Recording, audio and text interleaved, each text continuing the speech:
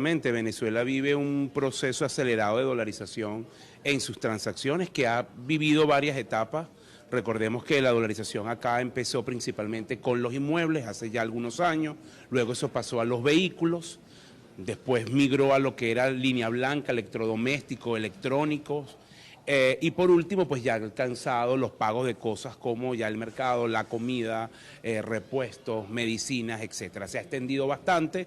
Nosotros desde abril del año pasado hemos venido realizando estudios sobre cómo está pagando los venezolanos en las principales ciudades del país y nos encontramos que en este momento, data de febrero, el 64% de los pagos se hacen en promedio con una moneda diferente al bolívar. En el caso de Táchira, específicamente San Cristóbal, encontramos que más del 90% de los pagos se hace con pesos, allí el dólar no es tan fuerte. En el caso de Maracaibo también supera el 90% el nivel de los pagos, con lo cual tú ves un proceso muy extendido de la dolarización que creo que se va a afianzar ahora, dado que el sistema financiero que se había mantenido al margen de este proceso está entrando ofreciendo cuentas custodia y cuentas corrientes que van a permitir entonces un mejor manejo del dinero y movilidad entre las cuentas. Ahora, ¿cómo explicarle a las personas que están fuera del territorio nacional, a extranjeros o incluso venezolanos fuera del país, que quizás tienen una visión errada de lo que se está viviendo en Venezuela? Es decir,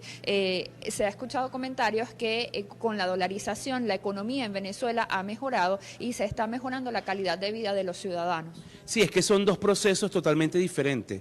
Pagar en dólares no implica que la situación mejore. Pagar en dólares lo que habla es de la realidad del colapso de los medios de pago, específicamente del bolívar, que ya no sirve para poder hacer nuestras transacciones, que no sirve para poder reflejar los precios y los precios relativos que tiene la economía, y la gente por facilidad y por mantener valor optó por una moneda más estable, en este caso el dólar o en las zonas fronterizas el peso. Entonces son dos realidades totalmente diferentes. Es un tema transaccional, no tiene que ver con mejora. La economía venezolana sigue contrayéndose a un menor ritmo, pero sigue contrayéndose, pero también hay que destacar que hay un grupo importante de venezolanos que en estos últimos meses empieza a manejar dólares y que eso de alguna forma le está ayudando en su día a día. Ha bajado un poco su percepción de la crisis porque empieza a manejar divisas. Sin embargo, todavía la situación del país es de una profunda crisis y sobre todo de una profunda desigualdad. Una desigualdad que tiene, a mi juicio, tres niveles. La social, que es justamente esa diferencia marcada entre quien tiene divisas para pagar cosas y quien no, que se está empobreciendo aceleradamente.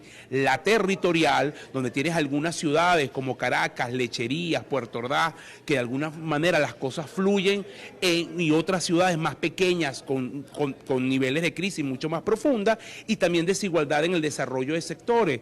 El sector manufacturero, el sector bancario está siendo muy golpeado con la crisis, mientras que la dolarización le da un respiro al sector importador, al sector de servicios y al sector comercial. Ahora, ¿qué estabilidad en este momento mantenga en el poder cuando se presenta una crisis tan grande en el país y aún sigue estando gobernando y no vemos ni una solución? Y además, lo que ella decía, para el extranjero pareciera que Venezuela estuviera mejorando por el tema de la dolarización.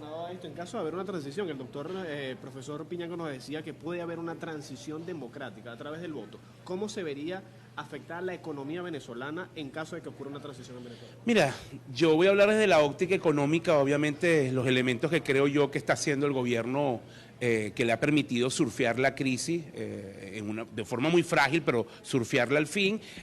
Maduro ha dado ciertas flexibilidades, todas con una óptica política, es decir, esa óptica es mantenerse en el poder, que abarcan esas flexibilidades, cierta relajación de los controles, un proceso de eliminación de aranceles para la entrada de productos importados, le está permitiendo al sector privado manejar sus divisas y además que utilicen estas divisas para importar, con lo cual eso representa un ahorro importante para el Estado porque no está importando directamente el Estado, y también de alguna manera ha intentado controlar los niveles de inflación, que sigue siendo la peor del mundo, pero no son las que teníamos en 2018. O sea, esas decisiones económicas se enmarcan también en una estrategia política que lo que busca es disminuir la tensión social, generar cohesión interna y por lo tanto mantenerse en el poder. Pero no significa significa una mejora en la economía. Es decir, su lógica es sostenerse en el poder, no que la economía mejore. Y conecto eso con la pregunta sobre la transición.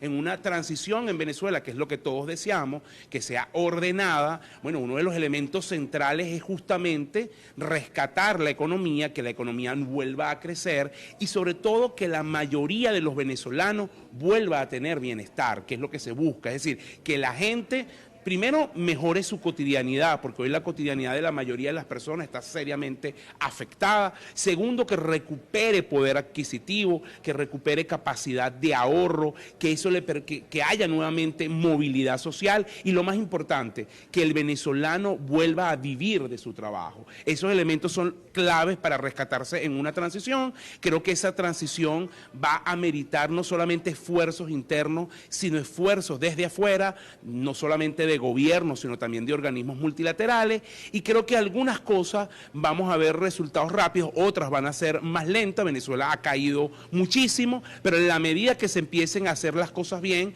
esos resultados van a ser tangibles y los va a recibir la población. ¿Son en este momento entonces las importaciones lo que está manteniendo a Nicolás Maduro en el poder?